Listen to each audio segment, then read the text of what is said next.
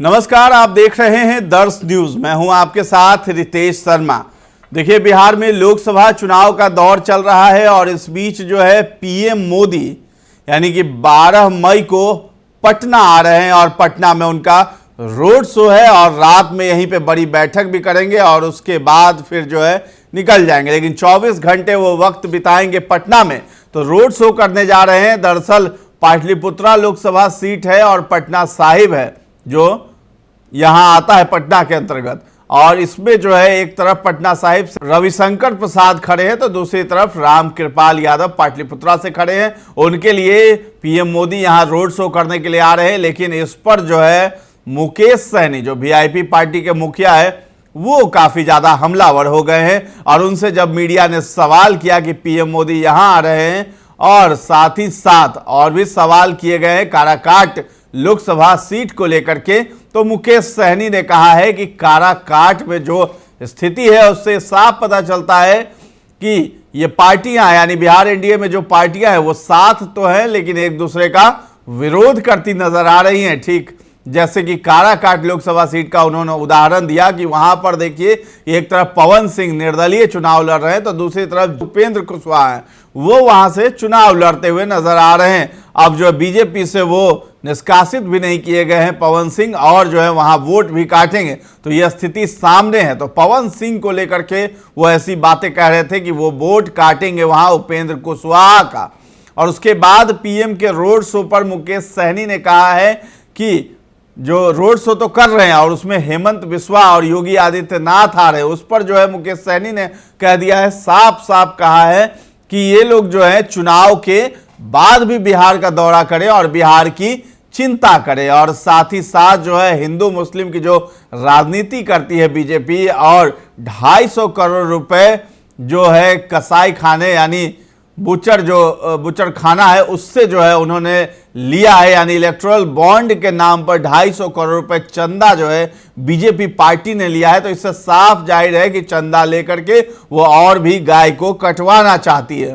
तो ऐसा बड़ा हमला बोला है मुकेश सहनी ने और साथ ही साथ कह दिया है कि देश जो है हिंदू मुसलमान करके चलेगा क्या, देश संविधान से चलना चाहिए। आप पाकिस्तान की क्यों चर्चा करते हैं? जनता के सामने इन लोगों का ढोंग आ चुका है, सभी लोग इनके ढोंग को जान चुके हैं, कोई इनके साथ नहीं है। तो ये मुकेश सहनी ने बड़ा हमला बोला है। क्या कुछ कहते हुए नजर आ रहे हैं मुकेश सहनी, वो भी आप इस वीडियो में सुनिए। तो नहीं, तो ये तो एक्चुअली वो लोगों को आपस में कोऑर्डिनेशन नहीं है और सब पार्टी अपने अपने लिए लड़ रहे हैं, चाहे वो एलजेपी हो चाहे जेडीयू हो या बीजेपी हो, और सब एक दूसरे को हराने के लिए लगे हैं। अब देखिए ना किस तरीके से उपेंद्र कुशवाहा जी को काराकाट में लोगों ने फंसा दिया। पवन सिंह जो वहाँ चुनाव लड़ रहे हैं वो अपने मन से थोड़े लड़ रहे हैं, भारतीय जनता पार्टी के द्वारा उनको लड़ाया जा रहा है। वो भारतीय जनता पार्टी का जग जाहिर है कि उनके टॉप लेवल पे जितने भी नेता हैं उनके डायरेक्ट संपर्क में है। उनको तो जो है इंडिया गठबंधन से भी चुनाव लड़ने का ऑफर था, लेकिन पता चला कि नहीं सामने भाजपा है तो नहीं लड़ा। पता चला कि सामने भाजपा है तो नहीं लड़ा, बोला कि अगर जेडीयू रहता तो हम लड़ते हैं या एलजेपी रहता तो लड़ते, लेकिन भाजपा है करके नहीं लड़े।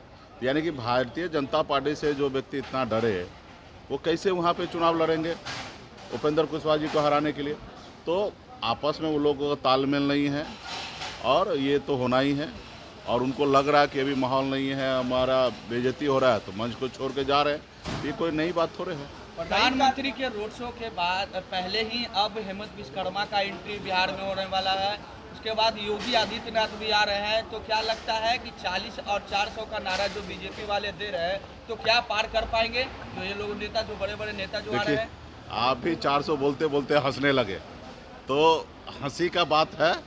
देखिए बिहार आए, सबका स्वागत है, बिहार आइए, बिहार में घूमिए। मेरा एक ही आग्रह है कि सिर्फ चुनाव के समय नहीं, बाकी समय में भी आए, बिहार के लिए सोचिए, बिहारी के लिए सोचिए, बिहार के युवा के लिए सोचिए, बिहार के किसान के लिए सोचिए। सिर्फ चुनाव के टाइम में सिर्फ उन्माद फैलाने के लिए आ रहे हैं तो ये सही नहीं है। आपके लिए ये सब चीज़ करने के लिए 365 दिन है और सभी ने आपका नौटंकी देखा है कि किस तरीके से धर्म के ऊपर आप राजनीति करते हैं, ये सभी ने देखा है। आप अपने आप को हिंदू सनातन कहते हैं, गौ माता का रक्षक कहते हैं, और वही बीफ कंपनी से 250 करोड़ रुपया का चंदा ले लेते हैं ताकि वो बीफ कंपनी वाला और ज़्यादा से ज़्यादा पशु को कत्लेआम करे और आपको ज़्यादा से ज़्यादा मुनाफा आपको पहुंचाए। तो ये सिर्फ चुनाव में ये लोग ढोंग कर रहा है, ना इनको विकास से मतलब है ना विरासत से मतलब है, सिर्फ ये नौटंकी कर रहे, ढोंग कर रहे। बड़े बड़े पोस्टर पे लिखा है कि विरासत भी रहेगा, विकास भी रहेगा। अरे ना विकास है ना विरासत है, सब ढोंग है। आपको सिर्फ सत्ता में रहना है, गरीब पिछड़ा दलित को अधिकार को खाना है, भी सिर्फ यही भारतीय जनता पार्टी का मूल मंत्र है। कभी भी भारतीय जनता पार्टी या उनके पीछे में जो पर्दे के पीछे आरएसएस है, जो भारतीय जनता पार्टी को मदद करके इस मुकाम तक लाए, कभी आरएसएस का सोच ही नहीं है कि गरीब पिछड़ा दलित आगे बढ़े। आप आज़ादी से लेकर अब तक देखिएगा, हमेशा आरएसएस ने आरक्षण का विरोध किया, हमेशा समीक्षा करने की बात की है। मंडल बनाम कमंडल उन्होंने चालू किया। पिछड़ा दलित ये राज नहीं कर सकता है, जन्मसिद्ध अधिकार है उसको गुलामी करने का, ये आरएसएस का हमेशा एजेंडा में रहा है। तो ये लोग हमेशा गरीब पिछड़ा दलित को साथ नहीं लेना चाहता। उनके हाथ से ये लोग जब पानी नहीं पीता है, जब हमारे हाथ से चाय नहीं पीता है, ये मेरी आवाज़ कैसे संसद भवन में बुलाए उठाएगा, हमारे बेहतरी के लिए कैसे पॉलिसी बनाएगा, कभी नहीं पॉलिसी बनाएगा।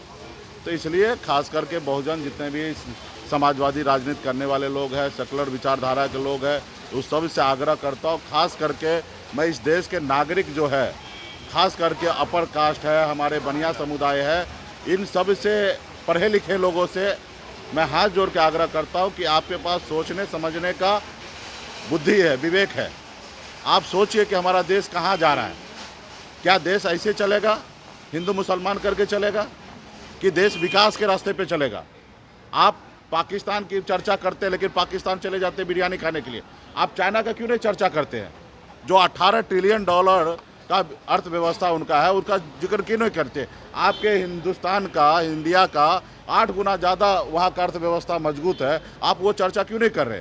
1984 में भारत और चाइना एक समान था, बराबरी था। आज देखिए हमसे 7 गुना 8 गुना ज़्यादा धन दौलत उनके पास है। तो ये सब चीज़ पे बहस नहीं करेंगे।